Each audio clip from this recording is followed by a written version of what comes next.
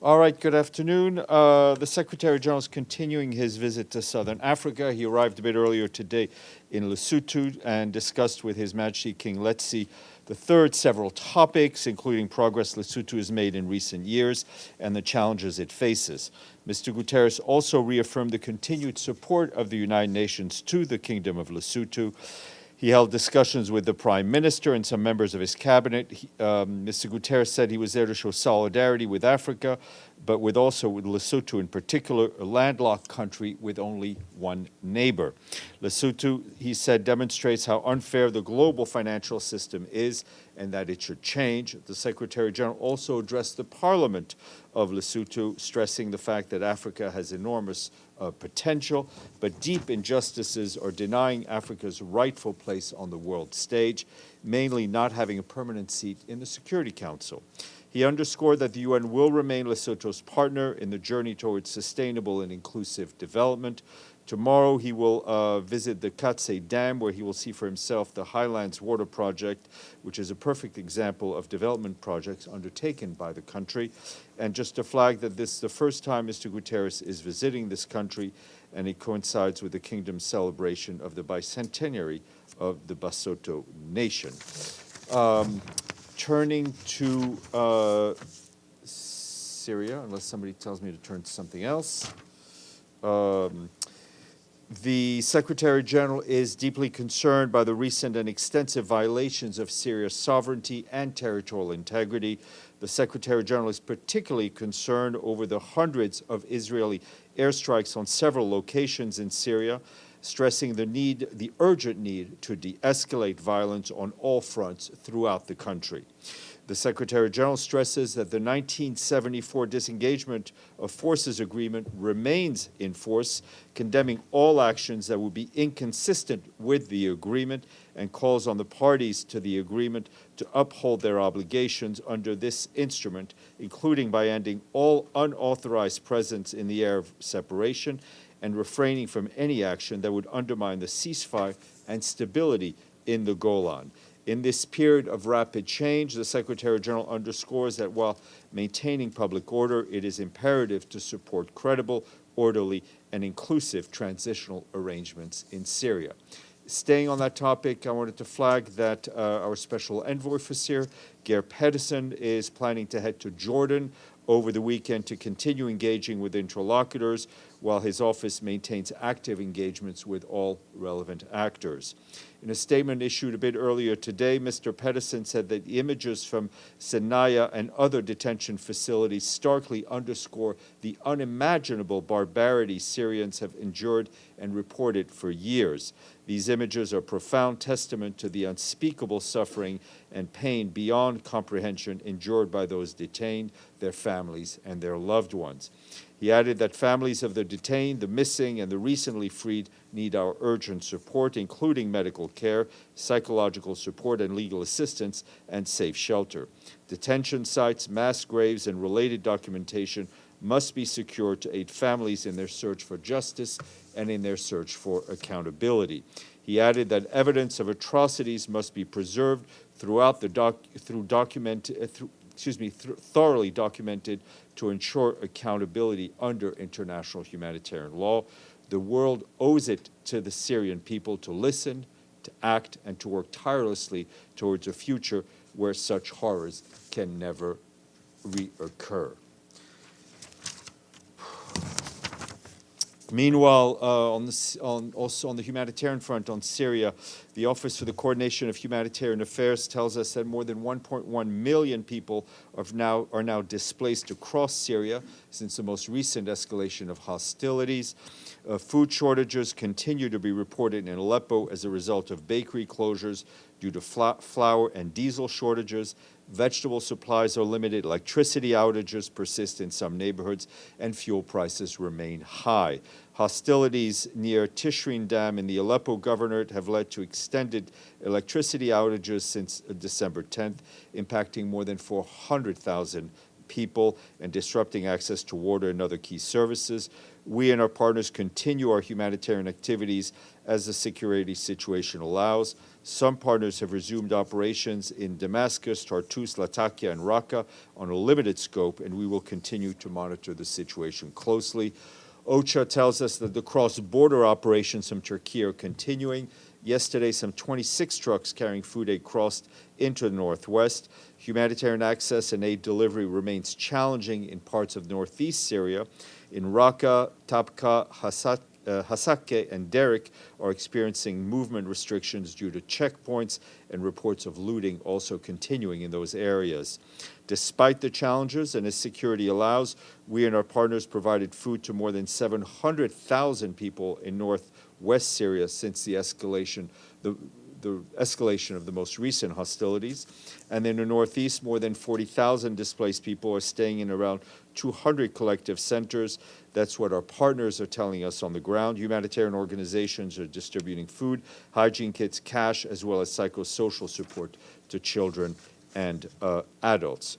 Turning to the situation in Gaza, the Office of the Coordination of Humanitarian Affairs warns that ongoing hostilities across the Strip, especially in North Gaza Governorate, which has been under siege for more than 2 months now, are making it extremely difficult, if not impossible, for trauma patients to get the critical health care they need.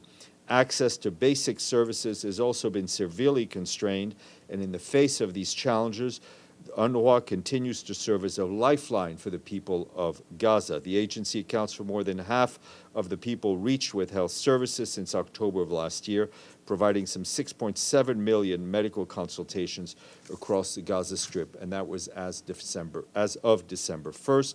More than 90 medical teams are providing health services to 54 medical points across inside and outside shelters in Gaza's middle area, basically Khan Yunis, Al-Mawasi, and Gaza governorates. Those numbers are as of this past Sunday. Meanwhile, 7 of UNRWA's 27 health centers in Gaza remain operational, but as you know, the number of health facilities are still up and running at any given time, changes constantly due to insecurity and access restrictions. UNRWA warns that stocks of medicines and its health facilities are low, and at least 60 items will run out within a month. As we've said repeatedly, access impediments, coupled with limited number of safe and viable routes to bring supplies into Gaza, continues to result in shortages of critical medicine and medical supplies across the Gaza Strip. And in Lebanon, the humanitarian coordinator for Lebanon, Imran Riza, today visited the governorates of Baalbek and Bekaa to assess the humanitarian situation and urgent needs, including those of displaced people now returning to their communities. Mr. Riza met with local authorities, humanitarian partners, and governors of both regions. Over the past 2 days, we and our partners have delivered medical supplies to hospitals in Baalbek, Ermal Governorate. WHO has also received a new shipment of dozens of essential kits for limb-saving surgery that will be distributed to hospitals across Lebanon. We and our partners continue to monitor the movement of people so we can support those returning to their communities. People are still on the move, host communities, and people in hard-to-reach areas. And as a reminder, the flash appeal for Lebanon calling for $426 million, launched together with the government to help 1 million people, is just 64% funded. We need additional resources urgently to continue our vital work in support of the Lebanese people. Turning to Myanmar, the Secretary General is deeply concerned about reports of escalation of violence in Myanmar, including in Rakhine State, which has caused further civilian suffering and displacement. Indiscriminate aerial attacks causing civilian casualties continue to be reported in many parts of the country. The Secretary General reiterates his call on all parties to the conflict in Myanmar to end violence and recalls all of their obligations under international law to protect civilians. He calls on all parties to prevent further incitement of intercommunal tensions. And this morning you heard in the Security Council from our special representative and head of the political mission in Afghanistan, Rosa Otunbayeva. She said that the de facto authorities have continued to pursue their vision of an Islamic system and their interpretation of Afghan culture, which continues to be characterized by unprecedented restrictions on women and on girls. She noted as we are now approaching nearly 1,200 days without girls having access to formal education beyond the 6th grade, with women and girls facing progressive erasure from almost all walks of life. Also briefing the Council was Tom Fletcher, Undersecretary General for Humanitarian Affairs. He pointed out that Afghan remains in the grip of a staggering humanitarian crisis. And now he noted, as we have all heard, authorities have banned women from attending public and private medical institutes and from completing their end-of-semester exams. He warned that the directive could cause serious and lasting damage to health care for Afghan women and girls. He added that since the adoption of the Promotion of Virtue and Prevention of Vice law, the proportion of Afghan women humanitarian workers who report being prevented from attending work rose from 22 to 47% between September and December. Those remarks were shared with you. Also want to turn to an issue that obviously directly impacts you and your colleagues, and in some cases, sadly, and that is the UNESCO report that was issued today that says at least 68 journalists and media workers have been killed in their line of duty so far this year. More than 60% killed were working in countries in conflict. UNESCO says this is the highest percentage in more than 10 years. More of the 42 killed in countries in conflict, 18 of those deaths took place in Palestine, 4 in Ukraine, 4 in Colombia, 3 each in Iraq, Lebanon, Myanmar, and Sudan, and 1 in Syria, Chad, Somalia, and the Democratic Republic of the Congo. We add our voice to UNESCO's Director General, Audrey Azoulay, who reiterated that reliable information is vital in conflict situation and is unacceptable that journalists pay with their lives for this work. She called on all states to step up and ensure protection of media workers in accordance with international law. This year, fewer journalists were killed while working outside of countries in conflict, with 26 deaths. This was the lowest total in 16 years. UNESCO suggests that this progress may have been made in some non-conflict countries in fighting attacks against journalists. More information is available online. Just want to quick flag that the UN and the Russian Federation held the 10th annual aviation talks that took place online today. We were represented by Atul Khare, the head of the Department of Operational Support. Russian Federation side was led by Dmitry Yadrov, the Director General of the Federal Air Transport Agency. The two sides acknowledged the long-standing cooperation between the commercial aviation providers of the Russian Federation and the UN and discussed the current state of affairs in the field of transport cooperation. The UN Department of Operational Support and the Russian Federal Air Transport Agency agreed to continue dialogue on a regular basis. Today is International Universal Health Coverage Day. This day focuses on the role of financial protection in accelerating progress towards universal health care coverage. A report released today by the World Health Organization shows that an average per capita government spending on health in all countries' income groups fell in 2022 from 2021 after a surge in the early pandemic years.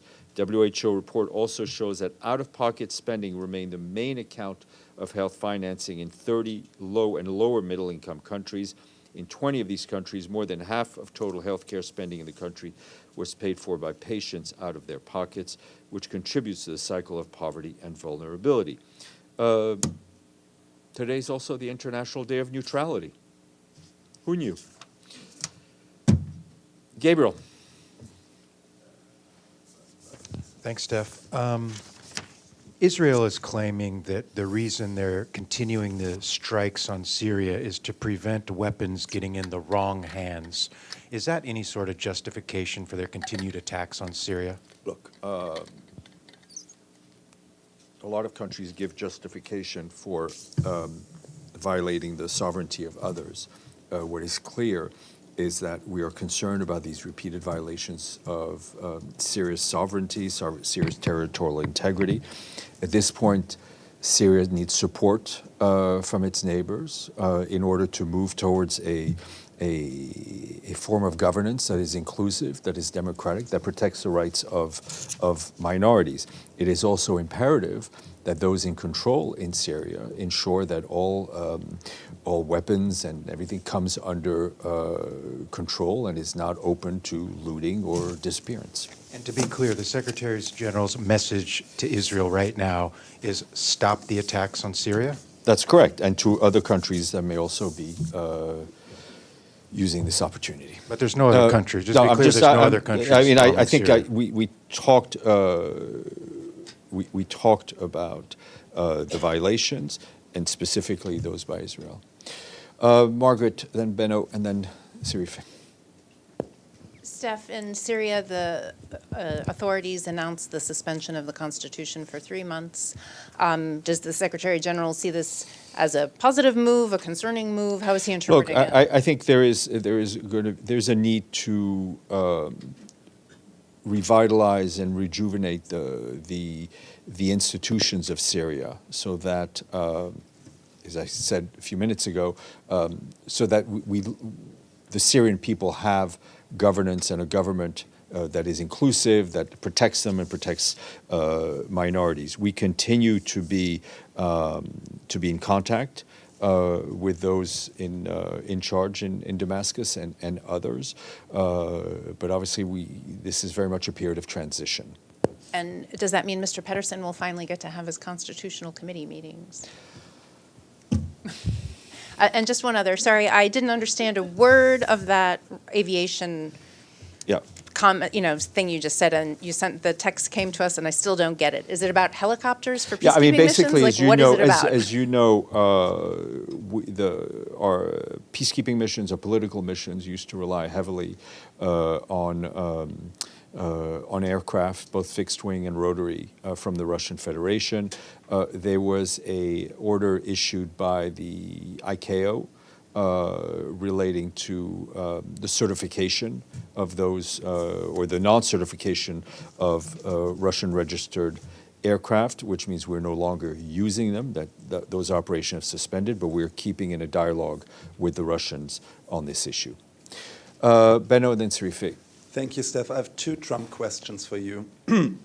First of all, as of now, did the Secretary General have a conversation with Mr. Trump or He has Stéphane? not. He has not. Okay. It seems like by now, more than 1 month after the election, Mr. Trump spoke to everybody and their cousin, but like not to the UN. Is that a problem for you? No, I mean, the contacts are ongoing. As soon as I have something to report to you, we're not seeing it as a problem. Okay. Then there's news. Donald Trump told the Time magazine that he would be talking to Robert F. Jr., his nominee for the Department of Health, about ending childhood vaccination programs. Would you like to weigh in on this? Look, this has to do with domestic U.S.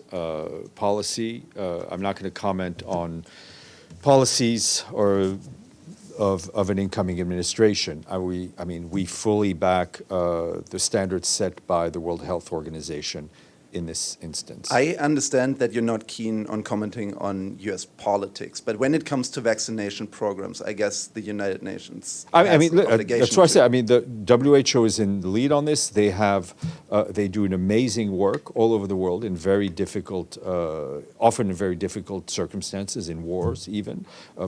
We continue to support them, and WHO for us remains the standard on this. Sirife, apparently your colleague from Anadolu says you can ask a question. Thank you. Thank you, Sirife. Really quick, has the SG received an invite to the U.S. inauguration? No, traditionally Secretaries General do not attend U.S. inaugurations. I'm not aware that he has, but as I said again, in my few years here, I never recall a Secretary General of the United Nations attending the inauguration of a president of our host country. Madame. I have a question on a very different topic. So, I imagine you do. As you may know, the Ankara Declaration between Somalia and Ethiopia was signed yesterday following Turkey's facilitator role. And through this declaration, basically, the parties have pledged to resolve disagreements with dialogue, and hence there will be a huge de-escalation in the crisis. that has existed for many years. I'd like to know if the Secretary General has a reaction to this agreement, and does he think perhaps that it could set a model to resolve other crises and lingering problems in the African continent? Thank you. First of all, we warmly welcome the announcement of the Ankara Declaration between Ethiopia and Somalia under the leadership of Turkey. I think it's always a positive move when member states are able to resolve their differences in a spirit of friendship, in a spirit of mutual respect. We look forward to the start of the technical negotiations on that front, and very much hope for a full positive outcome to the process. We also express our appreciation to the efforts by Turkey for bringing these two countries together, the leaders of these two countries together, and in their support for the implementation of the agreement. We, of course, stand ready to assist and support in any way we can. As to can it be an example of for other conflict?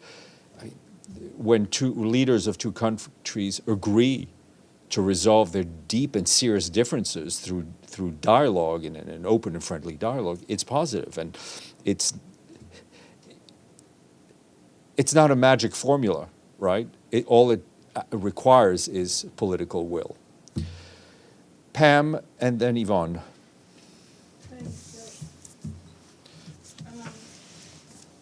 It's somewhat of a technical question, but wondered if you're hearing from anybody on the attacks on the chemical plants in Syria. It seems to me that an attack on a chemical plant can release fallout, no? Attacks on chemical plant is not something we support, if that's what you're... No, and I think it doesn't take an expert to realize that an attack on a chemical plant but also can be the very... fires that are resulting. No, it can be very... So are you it can hearing very anything dangerous. since there have been We quite a have not few? heard. I think our colleagues at the OPCW Yeah, I haven't are- seen anything, and we are tried. focusing on that. There are obviously there are concerns about attacks on chemical weapons plant. There are also concerns about the fact that there remains a lot of unanswered questions about the completeness of the Syria's initial declaration that they had ended their chemical weapons program, and we think there's still a lot of chemical weapons that are unaccounted for. Of course, but I'm not a scientist, but Neither am I. it's like a nuclear plant, isn't it? I mean, you can't just set it on fire and not have fallout, right? That would be a smart conclusion. Yvonne. Thank you. Thanks, Steph. As you know, it's coming up to the 2-year anniversary of the death of Private Sean Rooney, the Irish peacekeeper. So if you don't mind bearing with me, I have a few questions on that. A year ago, the Irish Defence Minister, Micheál Martin, wrote to the Secretary-General asking for his permission to share the UN's Board of Inquiry report with the family of Private Sean Rooney. Did the Secretary-General respond? You have the question?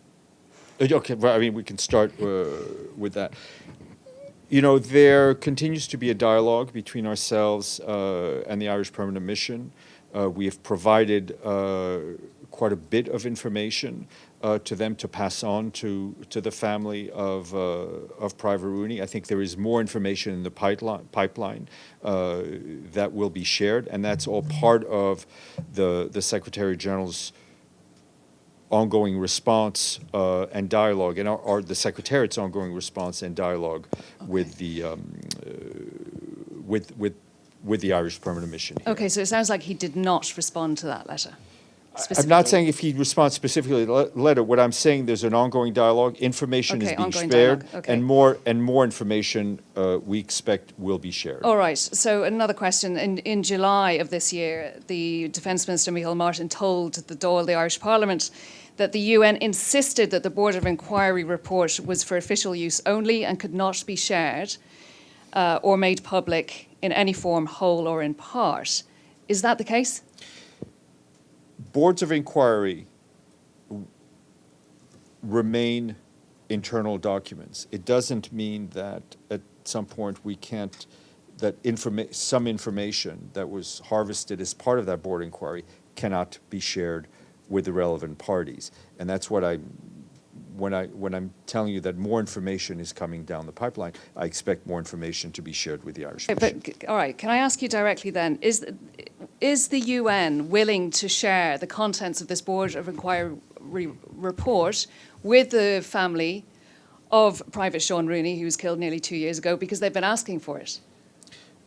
We will share as much of information as possible with the Irish authorities. But I will recall that the primary responsibility for investigating the killing of one of our colleagues, of Mr. Rooney, who was serving under UN flag, remains with the Lebanese authorities. And they are the ones responsible for bringing those responsible for his killing to account. Okay, but you have information. Why is the UN sitting on it when the family has been asking for it? We will share with the Irish authorities as much information as we can, and there is more information forthcoming. Okay, so just to be clear, are you giving the Irish government permission to share the information they have with the family of Private Sean Rooney? I can't go into that level of detail. Okay, for now. other question. The Irish Mail on Sunday reported that the armoured vehicles that Private Sean Rooney and his colleagues were travelling in were, quote, unsafe and defective, and that the vehicles used by Irish soldiers were not equipped with the same high-grade military GPS that other UN peacekeeping nations were using in Lebanon. Is that true? I don't have any information on that. But I've Okay, seen is it those possible to reports. get information on that? I will try my Thank you. best. Okay, Sinan. And then I think, Dawn, you have your hand up. I will try not to forget you today. Thank you, Steph. You mentioned that OCHA is operating its humanitarian aid in northeast Syria, but due to some checkpoints, there is some restrictions. Can you just elaborate that? What do you mean checkpoints? Well, I think what we mean is that there's ongoing conflict and different armed groups have set up checkpoints, which makes it difficult for aid to flow freely. Do they have a name? They may have a name. I don't have that name. But very often at these checkpoints, people are not self-identifying. Okay, Dawn. Thanks, Steph. I have two on Syria. The first is whether or not any UN agency on the ground is keeping track of any deaths or injuries that are being caused by the Israeli airstrikes. And my second question is a follow-up on the Secretary General choosing a head for the independent institution for persons in Syria. Okay, Not so yet. on your second question, that is an ongoing process. I'm trying to get a bit of a timeline. On your second one, I don't believe that we are directly, given that these strikes have mainly hit military installations. I don't believe we are tallying those fatalities. Deji. Thank you. It's almost the end of the year. How's the liquidity crisis for the UN so far? It's okay. It's okay. Why ask this question? I remember a couple of months ago I asked you about the case of Vitaly Veshoboim, the former UN ops official. This October, UN Dispute Tribunal asked him to pay back $58.8 million in loss. Has the UN received that money? The UN has not received that money. So anything? There's a process ongoing. Okay. Yes, Linda. Thank you, Steph.